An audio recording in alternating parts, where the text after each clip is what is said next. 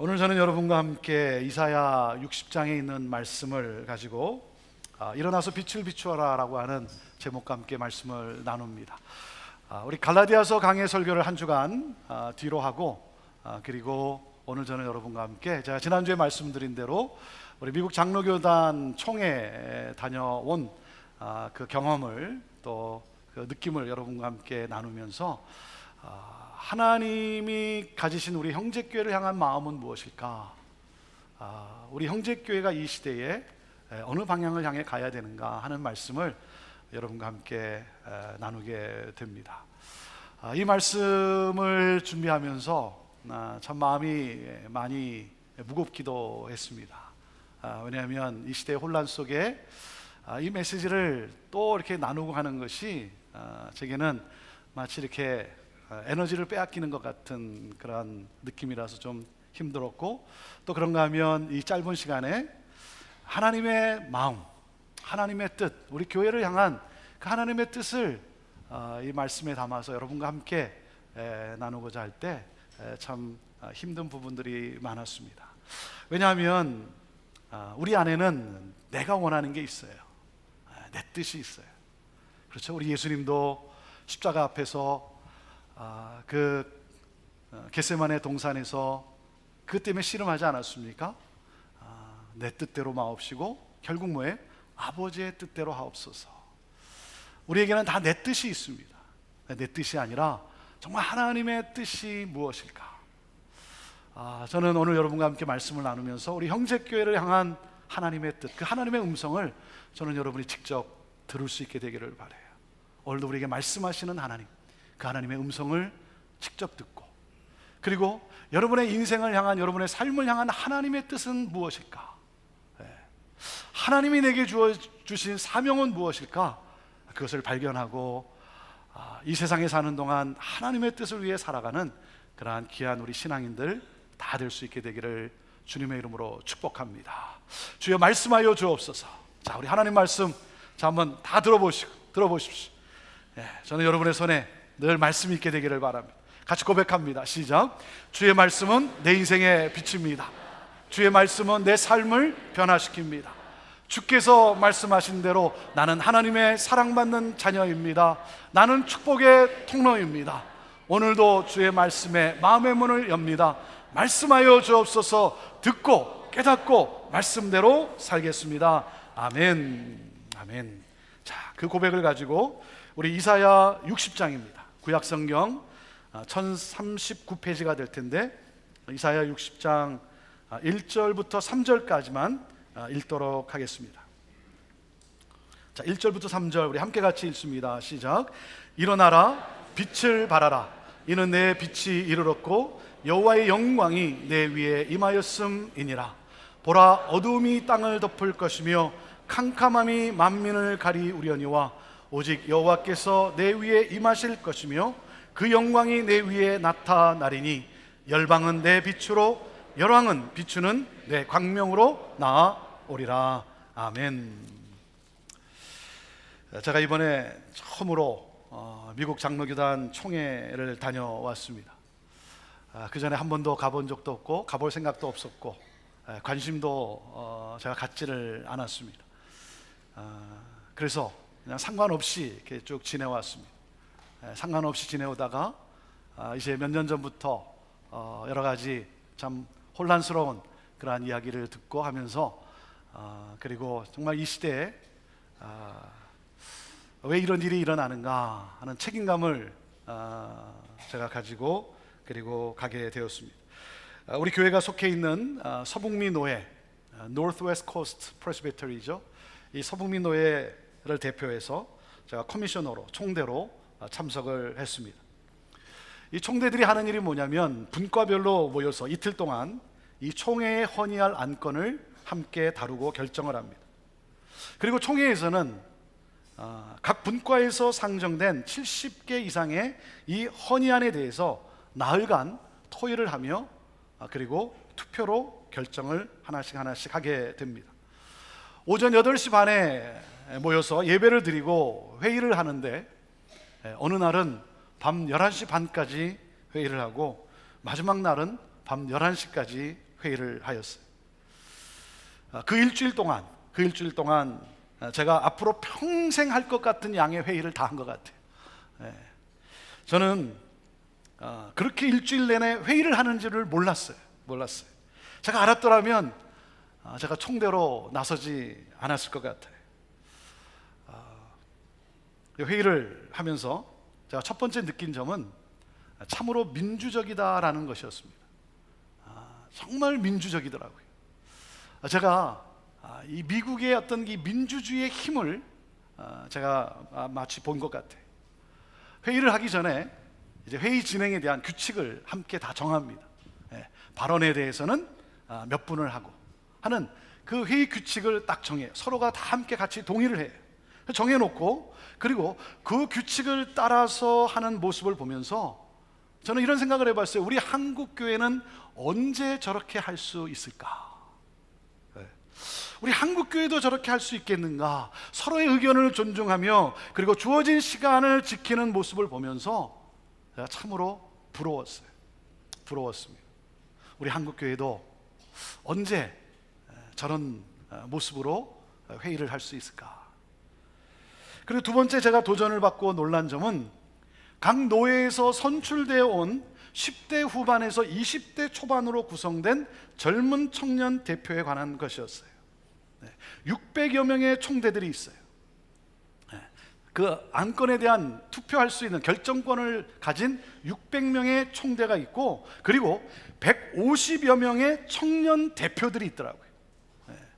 이 150명의 청년 대표들이 참석해서 함께 회의를 같이 하는데 이 청년 대표들도 이 안건에 대해서 발언을 하고 자기 의견을 제시하곤 합니다. 그리고 안건마다 총대들이 투표하기 전에 이 젊은 청년 대표단이 먼저 투표를 합니다. 그들이 먼저 투표해요. 이들의 투표는 결정권은 없어요. 그런데 그들이 먼저 투표를 해요. 왜냐하면 젊은이들은 어떻게 생각하고 있는지 그들의 투표 결과를 화면에 먼저 이렇게 보여줘요. 한 안건에 대해서 토의를 한 다음에 투표를 하기 전에 젊은 청년 대표단들이 먼저 투표를 해요. 그리고 투표 결과를 보여주고 난 다음에 그것을 참고해서 총대들이 투표를 하게 합니다. 이 총대들의 투표 결과는 청년 대표들의 결과와 거의 대부분 동일했어요. 그리고 제 기억으로는 다른 경우는 한 2번 정도였던 것 같습니다. 청년 대표들을 참석시키고 함께 토론하게 하고 그리고 그들의 결정, 그들의 의견을 존중하는 모습에 제가 많이 놀랐습니다. 이 청년 대표들의 이 발언을 들어보면 저와 같은 기성세대, 저도 이제는 기성세대가 됐더라고요. 50대 중반이 되면서 이제는 저도 기성세대더라고요. 이 기성세대가 생각하지 못한 아주 논리적이고 그리고 예리한 그러한 발언들이었어요. 나이만 어렸지 정말 똑똑하더라고요. 이들의 생각이 얼마나 폭이 넓고 그리고 얼마나 논리적이고 얼마나 예리한지 참 똑똑하더라고요. 저는 우리 한국교회도 이렇게 청년들의 의견을 듣고 청년들의 생각을 중요하게 여기는 그러한 회의 구조를 만들어야 된다라고 생각을 하게 되었습니다. 그리고 세 번째 느낀 점은 이 미국 장로교단의 영향력이었습니다. 세계 평화와 사회 정의를 위해서 정부에게 권고할 성명서를 채택을 합니다. 이 한인교회로서는, 한인교단으로서는 생각지도 못할 일이죠. 할 수도 없는 그런 일들이죠. 국가가 인디안들에게 잘못했던 일에 대해서, 흑인들에 대해 잘못한 일에 대해서 사과해야 한다고, 그리고 이스라엘과 팔레스타인이 화합하는 일에 정부가 나서서 그 일을 해야 된다라고 성명서를 채택합니다. 그리고 전 세계 환경 보호에 대해서 각 기업에 대해서 이 환경 보호를 위한 그러한 일들을 하게 하기 위해서 안건을 채택하고 하는 막강한 영향력을 행사하는 모습을 제가 보았어요. 그런가 하면 우리나라에 대한 안건도 하나가 있었더라고요.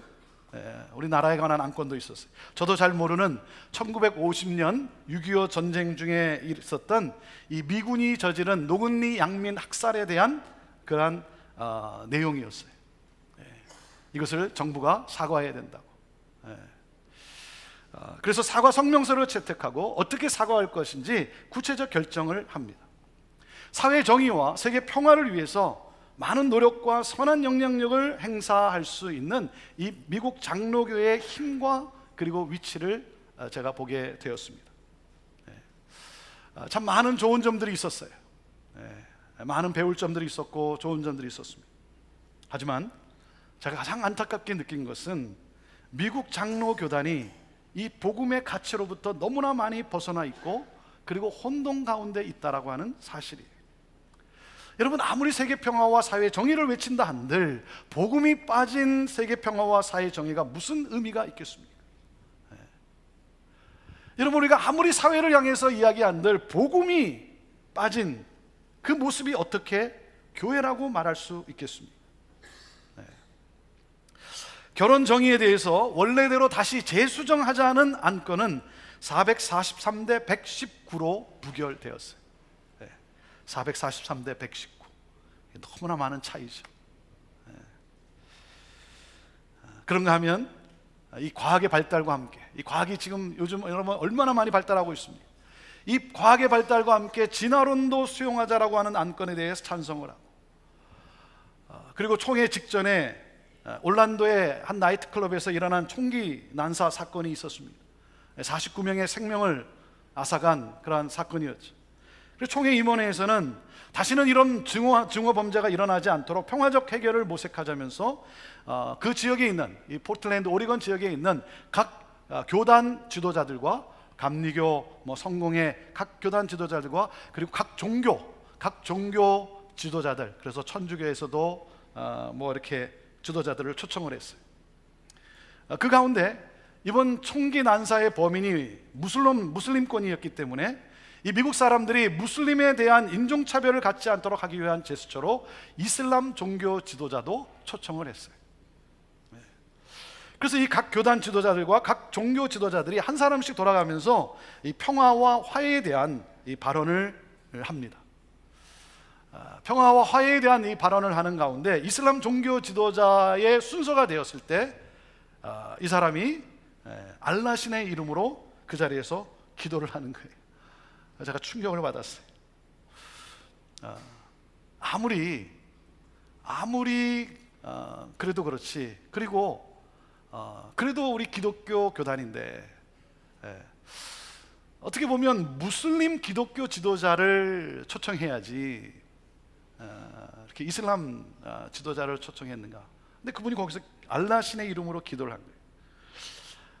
너무 충격이었어요. 어떻게 이런 일이 일어날 수 있는가? 그래서 거기에 참석했던 우리 한인 총대들이 함께 모여서 이럴 수는 없는 것 아닌가 해서 총대들의 서명을 받아서 항의안을 임원단에게 보냈고, 그리고 이 총회 서기가 이 사전에 계획한 일은 아니었는데 그만 이 사람이 돌출 행동을 했다라고 하는 그 설명과 함께 공식으로 사과를 하면서 앞으로는 신중하게 프로그램을 준비하겠다라고 약속을 했습니다. 약속을 했지만 그게 너무 충격이었어요. 제 심정은 한 단어로 표현한다면 참담함이었어요. 이렇게 마음이 무너지는 것 같은, 힘이 쭉 빠지는 것 같은 그런 좀 참담함이었습니다. 회의를 하면서도 참 많이 힘들었습니다. 많이 힘들었어요. 여러분들 중에도 이런저런 소식을 듣고 많이 혼란해하며 힘들어하시는 분들도 있었을 거고 지금도 힘들어하는 분들이 있을 거예요. 아니, 저도 힘들었는데 여러분이 어찌 힘들지 않았겠습니까? 저도 참 많이 힘들었는데 회의가 시작되어지고 그리고 안건에 대한 토의를 하고 투표를 하는데 세계 평화와 사회 정의를 위해서 그러한 내용들은 거의가 대부분 마음이 한 마음으로 찬성을 하고 하는데, 이 신학적인 부분에 대해서, 신학적인 해석과 이 부분에 대해서는 저와 복음주의적인 분들의 의견은 아무런 영향을 주지를 못하는 거예요. 이 신학적인 부분에 대해서는 우리가 믿고 있는 이 복음의 가치에 대해서는 우리 복음주의적인 이 의견이 아무런 영향을 발휘하지 못하는 거예요. 제 자신이 어떻게 느껴지냐면 마치 사자굴에 홀로 남겨져 있는 다니엘의 모습으로 느껴졌어요. 제가 그런 신세같이 이렇게 느껴졌어요. 마치 두려움과 절망이 저를 이렇게 엄습하는 그런 느낌이었어요. 그래서 그 밤에 제가 하나님께 질문을 했어요. 너무 힘들어서.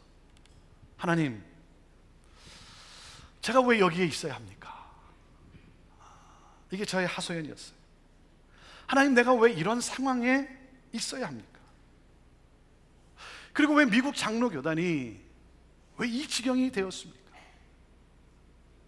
미국 장로교단은 130년 전에 우리나라에 선교사를 파송한, 언더우드 목사님을 파송한, 그래서 우리 한국에 교회가 세워지고, 그리고 수많은 하나님을 믿는 우리 크리스찬들이 일어나게 됐고, 그 영향으로 말미암아 그 복음이 나에게도 들어왔고, 그리고 내가 그리스도인으로서 또 내가 목사로서 이 복음을 전하는 그러한 사람이 되었어요. 그러한 은혜를 끼친 그런 우리 미국 장로교단이 하나님 왜 이렇게 가고 있습니까? 제 개인적인 심정은요, 그냥 그 자리에서 나오고 싶었어요. 더 이상 그 회의에 있고 싶지 않고 그냥 나오고 싶었어요. 너무 힘들었어요. 제 마음이 너무나 힘들었어요. 그래서 하나님, 저와 형제교회가 이 교단에 머물러 있음이 진정 하나님의 뜻입니까? 이것이 저의 질문이었어요. 이것이 진정 하나님의 뜻입니까? 그때 제 마음속에 들려오는 하나님의 음성이 있었습니다. 하나님이 제 마음속에 이렇게 말씀을 하시는 것 같아요. 준아, 이보다 더 나빠질 것이다. 이보다 더 나빠질 것이다. 하지만 나는 여기에 있다. 그리고 내가 이 모든 상황을 다스리고 있다 하시면서 북한을 보게 하셨어요. 저에게 북한을 보게 하셨어요. 공산당은 교회를 파괴하고 하나님은 없는 것 같이 여기지만 하나님은 여전히 그곳에 계시다는 거예요. 그리고 여전히 하나님이 다스리고 계시다는 거예요. 그리고 하나님이 승리하신다는 거예요. 여러분, 하나님이 북한을 떠나셨습니까? 여러분, 하나님 북한을 버리셨다라고 생각을 하세요? 그 상황 속에서 하나님이 제게 북한을 보게 하세요. 그리고 나는 아직도 여기 있다는 거예요. 그리고 이 모든 것은 내가 다스리고 있다는 거예요. 그리고 내가 승리한다는 거예요. 사람들은 미국 장로교가 하나님을 떠났다라고 말합니다. 그러나 하나님은 떠나지 않으셨다는 거예요. 사람들은 미국이 하나님을 버렸다라고 말하지만 하나님은 사람들로부터 버림받지도 않았고 미국을 버리지도 않았다는 거예요. 미국이 영적 비탈길로 치닫고 있지만 하나님은 지금도 함께 하신다는 거예요. 다니엘과 밤새도록 함께 하셨던 하나님은 하나님의 사람이 그 가운데서 하나님을 찾을 때 그곳에 함께 계시고 그리고 승리케 하신다는 거예요. 그러면서 하나님이 제게 주시는 메시지가 있었어요. 지금은 희망을 놓을 때가 아니다. 오히려 희망을 가질 때라는 거예요. 오히려 희망을 가질 때라는 거예요. 너가 투표한 대로 이루어지지 않아도 희망의 끈을 놓지 말라는 거예요. 내가 다스리고 있기 때문이라는 거예요. 악한 권세가 이기는 것 같지만 나의 날은 온다. 이를 위해 내가 너를 거기에 있게 한 것이다. 이를 위해 형제교회가 존재하는 것이다. 하나님께서 나와 함께 하고 계심을 보여주시고 이 모든 상황의 주인이 하나님이심을 다시 한번 알게 하셨어요.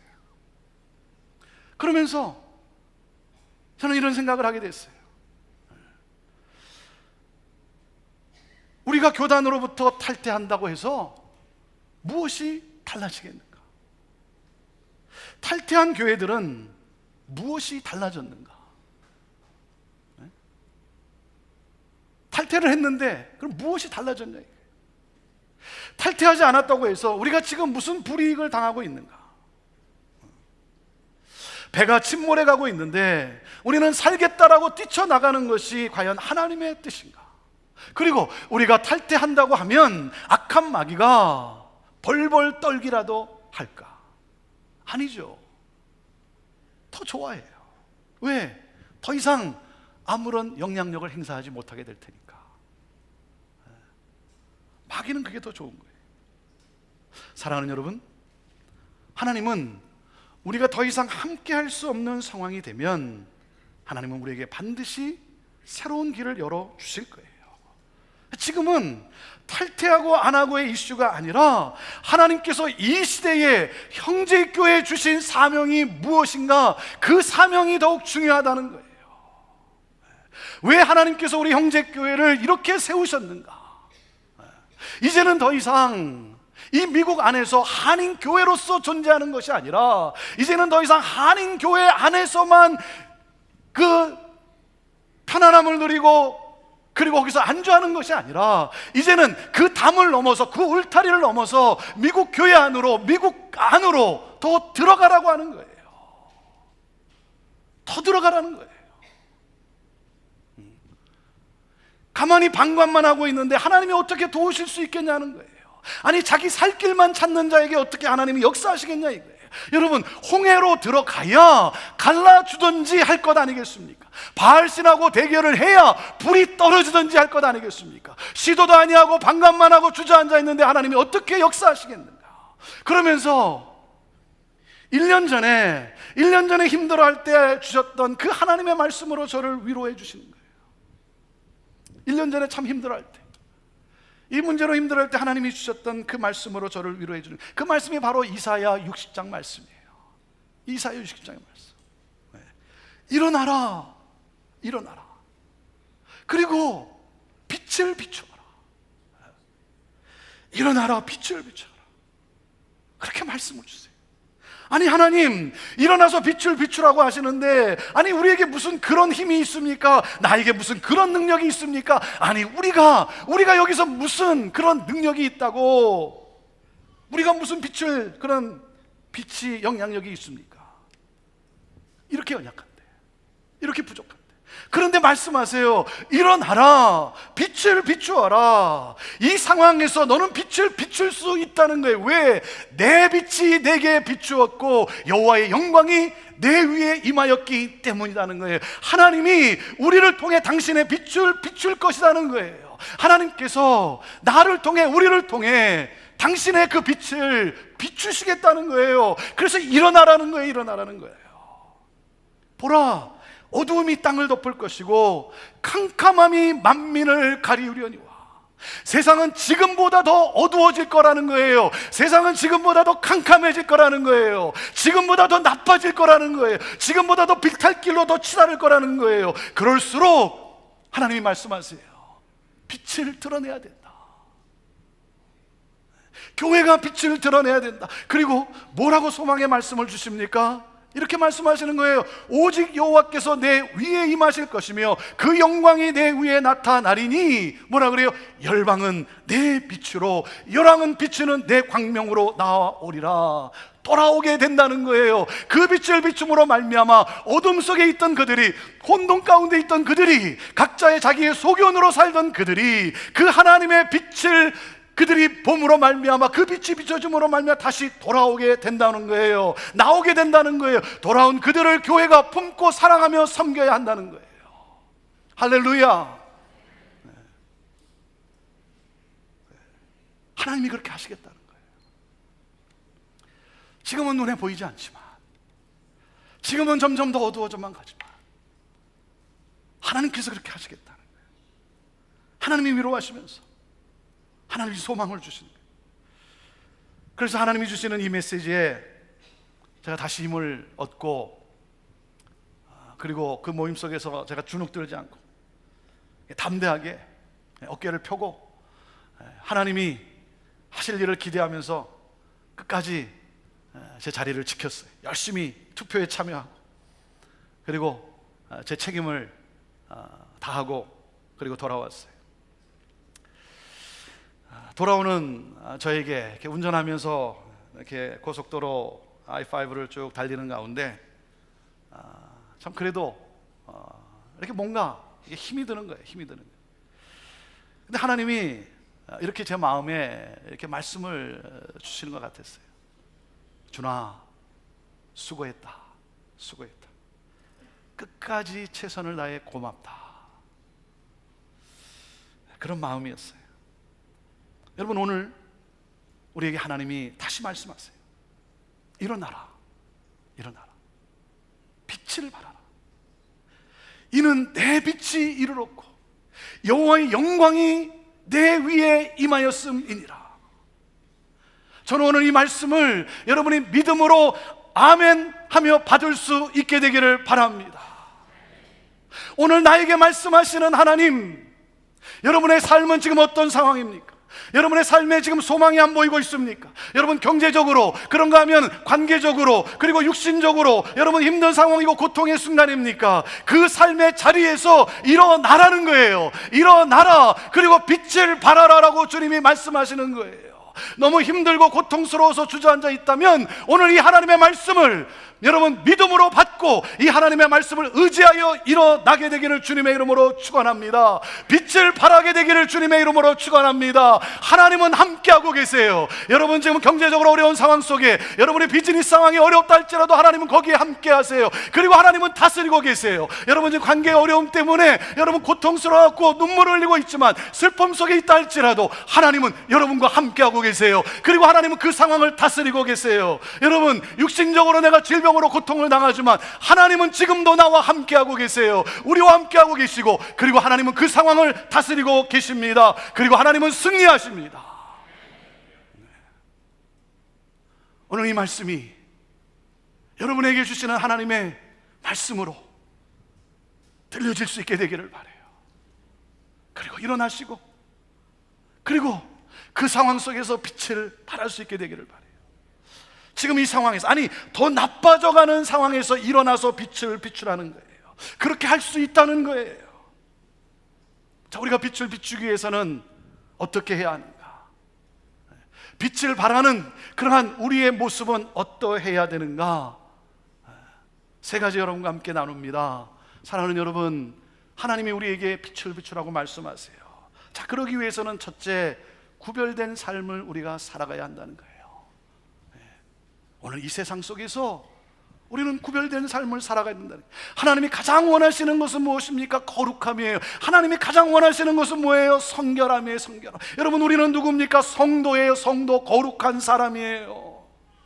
우리는 이 세상 가운데 살고 있어요. 세상에 살면서 세상의 일을 하지만 그 가운데서 거룩을 나타내야 하는 사람들이라는 거예요. 세상 사람들과 다르게 살아야 되는 거예요. 구별된 삶을 살아야 되는 거예요. 여러분 믿지 않는 사람과 똑같이 살아야 되겠습니까? 여러분 달라야 하는 거예요. 그들과 함께 같은 상황에서 똑같은 일을 하지만 달라야 된다는 거예요. 사랑하는 여러분, 정직하게 살아야 된다는 겁니다. 우리가 바르게 살아야 합니다. 사랑하는 여러분, 믿는 사람답게 우리가 살아야 된다는 거예요. 안 믿는 사람과는 다르게 살아야 된다는 거죠. 구별된 자로서, 성도로서. 그러므로 세상 사람들로부터 그리스도인이라고 하는 말을 들을 수 있어야 되는 거예요. 그리고 행복하게 살아야 돼요. 행복하게 살아야 돼요. 여러분 행복하게 사세요.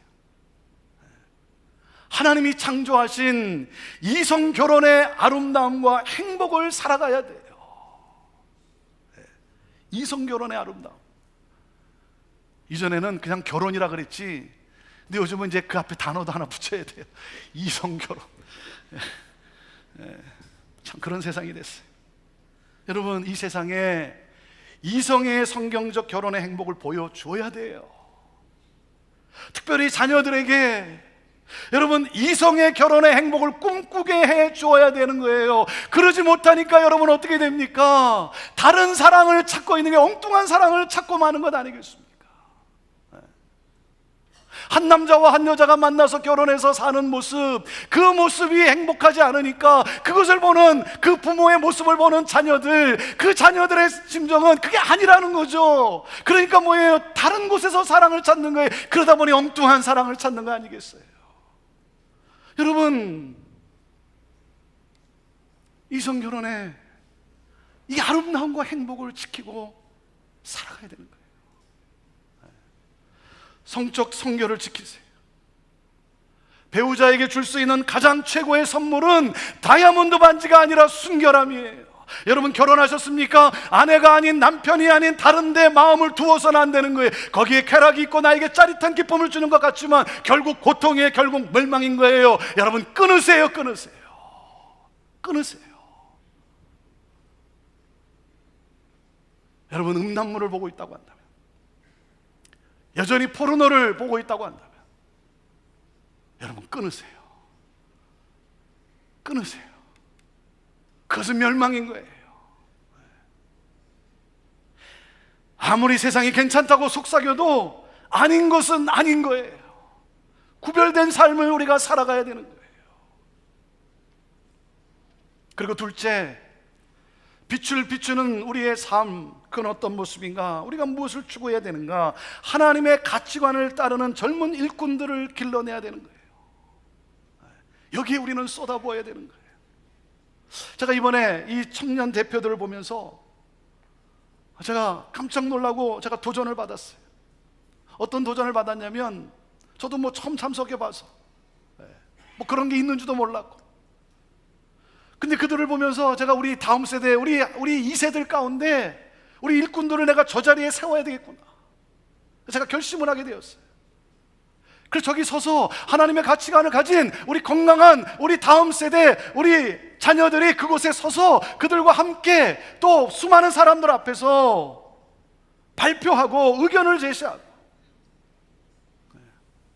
왜냐하면 상당히 영향력이 있는 거예요.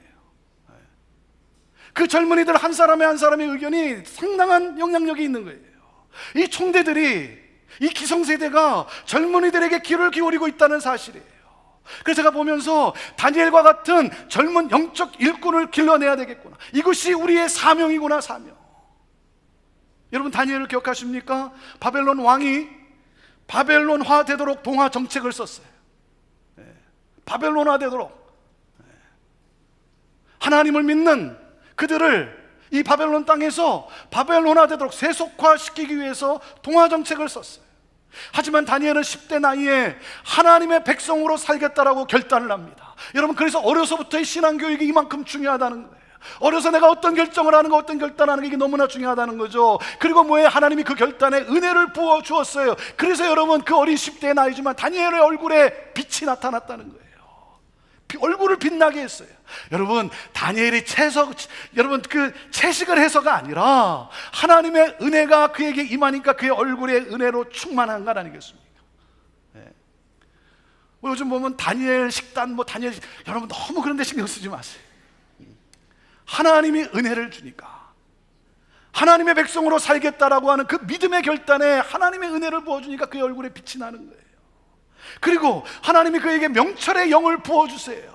여러분, 다니엘이 열심히 공부했을 거예요. 열심히 공부했는데, 여러분, 열심히 공부한다고 됩니까? 여러분, 거기에 하나님의 명철의 영이 그에게 임하니까 사람들이 그의 말을 듣는 거예요. 하나님을 향한 믿음의 결단하는데 하나님이 어찌 가만히 계시겠어요? 하나님이 은혜를 베푸신 거예요. 그러한 청년들, 그러한 일꾼들을, 그러한 하나님의 사람을 우리는 정말 길러내야 되겠구나. 이 고등학생들, 대학생들이에요. 이들이 누구냐면, 여러분 생각해 보세요. 이들이 누굽니까? 앞으로 10년 후에 교회를 이끌고 나갈 사람들이에요. 대학 청년들, 고등학생들, 앞으로 10년 후에 여러분 교회를 이끌고 나갈 사람들이, 여러분 이들을 놓쳐서는 안 되는 거예요. 저만 해도 이제 10년 후면 아무런 영향을 주지 못하게 돼요. 이제 10년이 지나면 제 의견은 아무런 그런 중요하게 되지 않는 그런 날이 와요. 얼마 남지 않았더라고요. 이들이 누구냐면 밀레니얼 세대예요. 밀레니얼 세대. 밀레니얼 세대는 태어날 때 컴퓨터가 있는 세대입니다. 베이비 부모의 자녀들이에요. 태어날 때 컴퓨터가 있는 세대, 1980년에서 2000년 사이에 태어난 사람들이, 이들이 미국 인구의 3분의 1을 차지한다고 합니다. 그래서 회사들도, 비즈니스들도 이들을 향한 마케팅에서 성공해야 성장할 수 있다는 사실을 알아요. 이 젊은이들이 좋아하는 것, 이 젊은이들이 좋아해야, 이 젊은이들이 좋아해서 물건을 사야 회사가 성장할 수 있다는 사실을 알아요. 그래서 이 밀레니얼 세대에 온통 관심을 갖고 집중하고 연구를 하고 있는 세상이 지금 이 세상이에요. 그런데 이 밀레니얼 세대의 특징 중에 하나가 뭐냐면, 여러 가지 특징이 있는데 그 중에 특징이 뭐냐, 그들이 무엇을 지향하냐면 다양한 문화와 다양한 인종과 다양한 가치관을 포용하는 세대라고 하는 사실이에요. 저희 세대하고는 달라요. 그리고 우리 어르신들 세대하고는 완전히 달라요. 다양한 문화와 다양한 인종, 다양한 가치관을 포용하는 세대예요. 저만 해도 잘 그러질 못해요. 내가 옳으면 저 사람이 틀린 거고, 내가 싫으면 저 사람 왕따시켜야 되는 거고, 정죄하고 판단하고. 그런데 이들은 평화를 추구해요. 그래서 포용하는 세대라는 거예요. 그러니까 어디까지 포용을 합니까?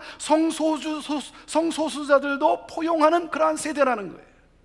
그래서 우리 크리스찬 2세들을 만나서 대화를 나누어 보면 뭐라고 그러는 줄 아세요? 왜 성소수자들에 대해 차별하냐고. 우리 기성세대를 별로 좋아하지 않아요. 교회가 그들도 품어야 하는데 그렇지 못한다는 거예요. 교회가 오히려 예수 그리스도의 진리에 역행하고 있다라고 그들은 생각을 하고 있어요.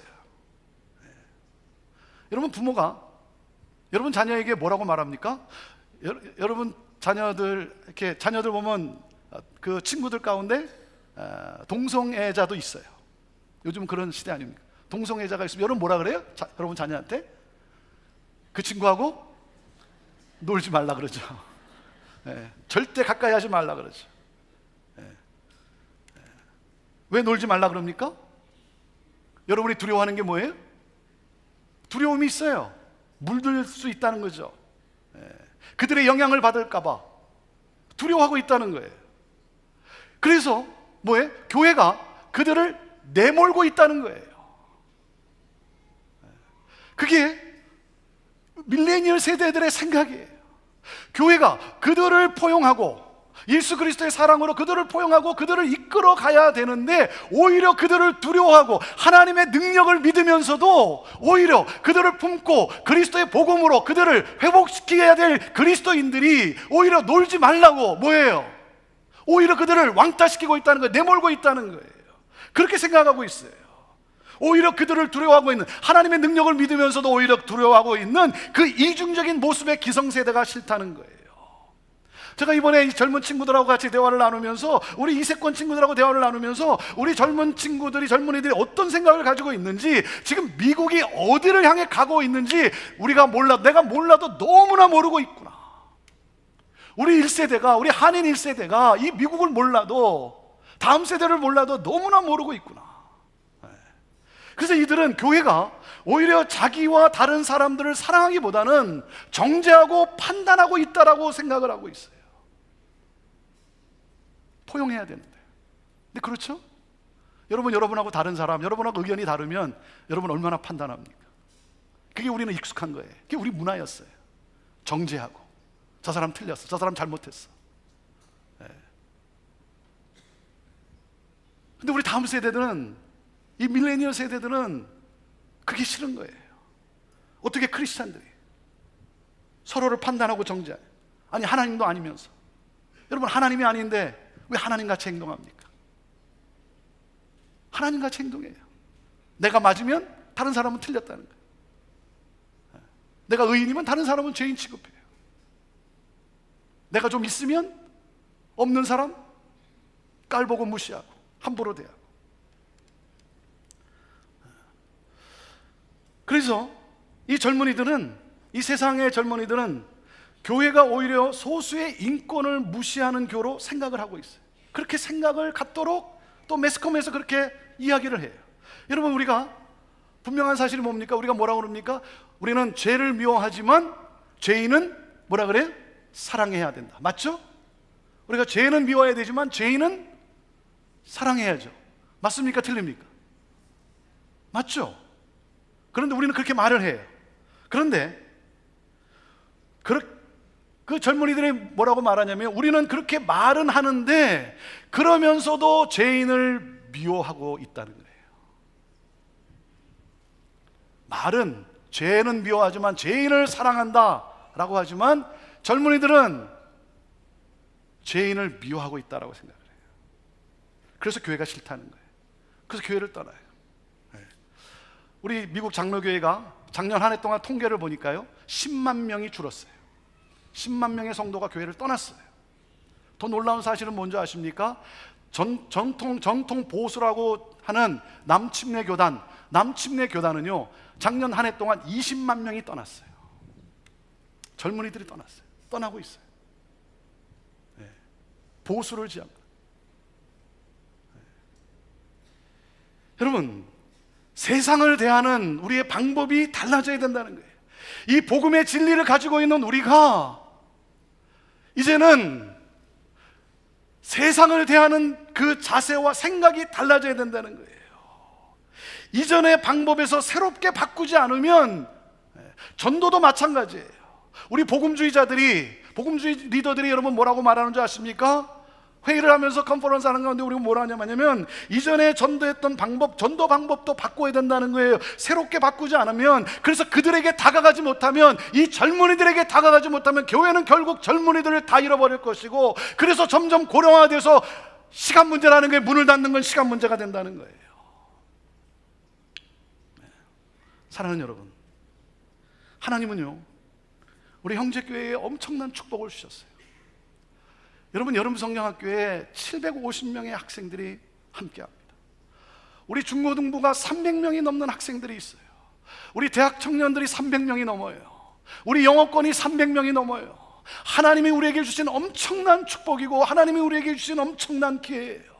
여러분, 이들을 우리가 하나님의 말씀에 성경적 가치로 올바른 길로 우리가 잘 인도하고 그들을 품고 그들을 위해 기도하고 그들을 위해 희생하고 그들에게 사랑의 본을 보이고, 그래서 여러분 그들을 키우지 않는다면 하나님이 주신 이 엄청난 복을 우리는 놓치고 마는 거예요. 그래서 우리는 이 다음 세대, 하나님이 우리에게 주신 앞으로 10년이 되면, 10년이 지나면 그들이 교회 리더들로 이끌어가야 될 텐데, 여러분 그들의 삶 속에 그들의 신앙생활의 영적 부흥이 일어나도록 우리는 그들을 위해 쏟아 부어야 되는 거예요.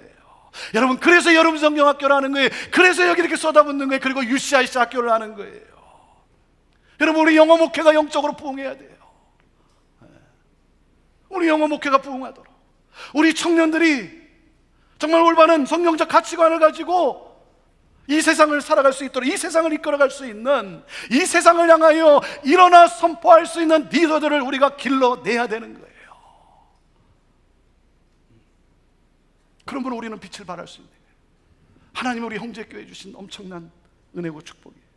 자, 그리고 셋째, 우리가 빛을 발하기 위해서는 교회의 본질의 회복을 위해서 우리는 더욱 노력해야 된다는 거예요. 교회의 본질을 드러내는 그러한 교회가 된다는 거예요. 교회가 무엇인지를 이 세상에 보여줄 수 있어야 되는 거예요. 교회가 무엇인지를 지금 무너져가고 있는 수많은 미국 교회들에게 우리가 보여줘야 되는 거예요. 여러분, 그러기 위해서는 다른 건 아닙니다. 말씀과 기도 그리고 전도예요. 이 세 가지에 집중하면 돼요. 이 세 가지에 말씀과 기도 그리고 전도, 여기에 힘써야 되는 거예요. 하나님의 말씀에 깊이 뿌리를 내리는 거예요.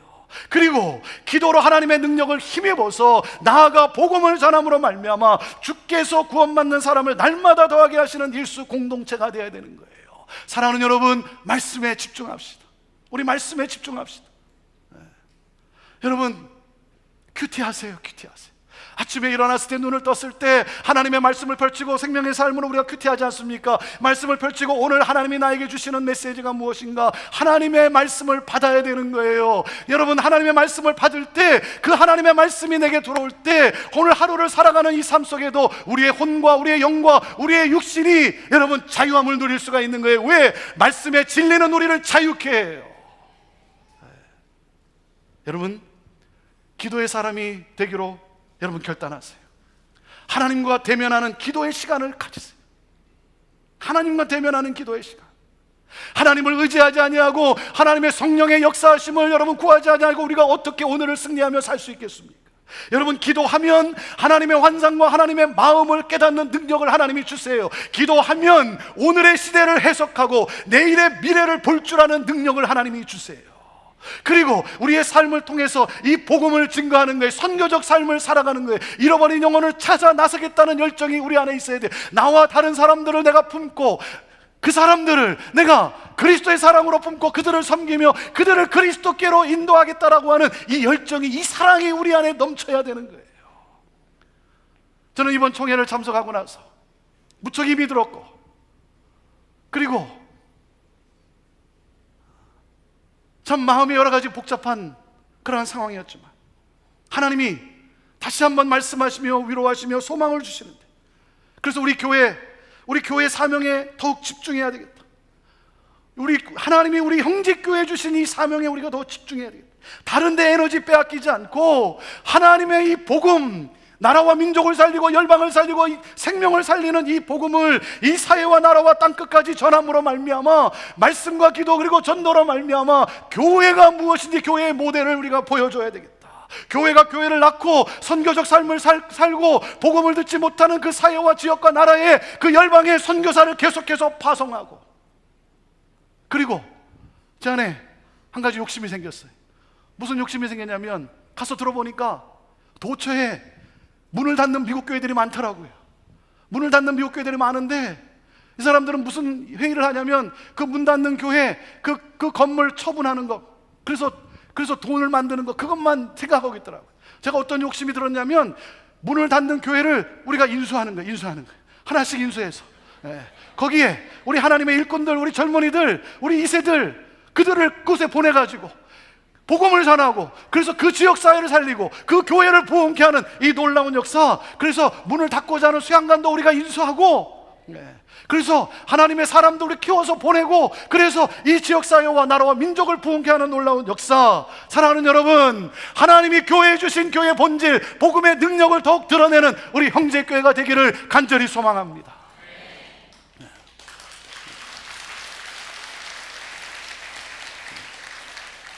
하나님이 말씀하세요. 일어나라. 주저앉아 있지 말라. 빛을 발하라.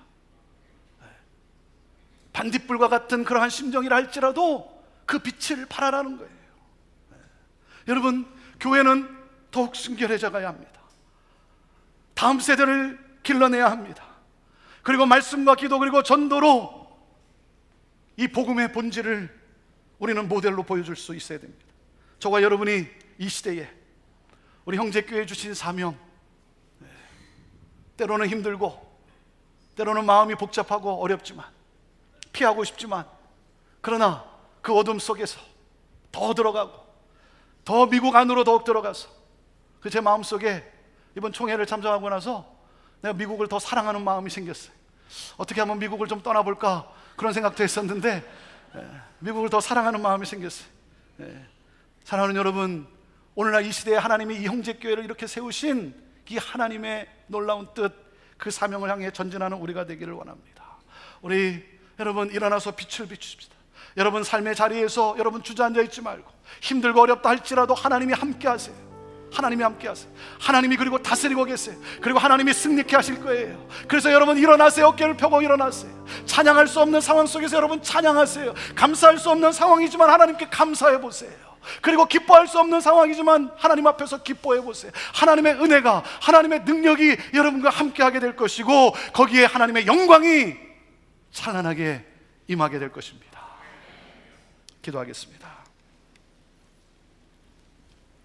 하나님, 우리를 오늘도 이 시에 드리라고 하는 이곳에 살게 하신 하나님, 내 뜻이 아니라, 내가 원하는 것이 아니라 하나님의 뜻, 하나님의 원하는 것에 내가 더욱더 초점을 맞추고 집중하며 그 하나님이 주신 사명을 향해 일어나 주님이 말씀하시는 대로 주님이 비추시는 그 빛을 바라는 우리 모두가 되게 하여 주옵소서. 하나님, 어떤 상황 속에서 우리 성도들 힘들고 눈물 흘리고 고통하고 있습니까? 그 상황 속에서도 하나님이 함께 하심을 믿습니다. 하나님이 그 상황도 다스리고 계신 줄 믿습니다. 하나님이 승리케 하실 줄 믿습니다. 하나님, 우리 사랑하는 성도들 그 믿음으로 일어나 주여 찬양하고 기뻐하며 감사하며 하나님의 영광을 바라보며 하나님의 뜻을 향하여 전진하는 우리 성도들 다 되게 하여 주시옵소서. 하나님, 무너져가고 있는, 영적으로 무너져가고 있는 이 나라 민족, 하나님 열방을 보면서 우리 안에 아픔이 있게 하여 주시고, 하나님 우리 안에 안타까움이 있게 하여 주시고, 그들을 사랑하며 그들을 감싸며 그들이 돌아오기를 기뻐하며 하나님 그들을 품고 위에서 기도하며 섬기며 나아가는 우리 주 예수 그리스도의 빛을 바라는 우리 모두가 되게 하여 주옵소서. 하나님, 주께서 주신 사명을 따라 열심히 그리스도인으로서 교회로서 이 땅을 살아가다가 주님이 부르시는 그날 하나님의 영광 앞에 서는 우리 성도들, 우리 모두가 다 되게 하여 주옵소서. 하나님, 우리 영재교회를 주님이 원하시는 대로 마음껏 들어 사용하여 주시옵소서. 예수님의 이름으로 기도하옵나이다. 아멘.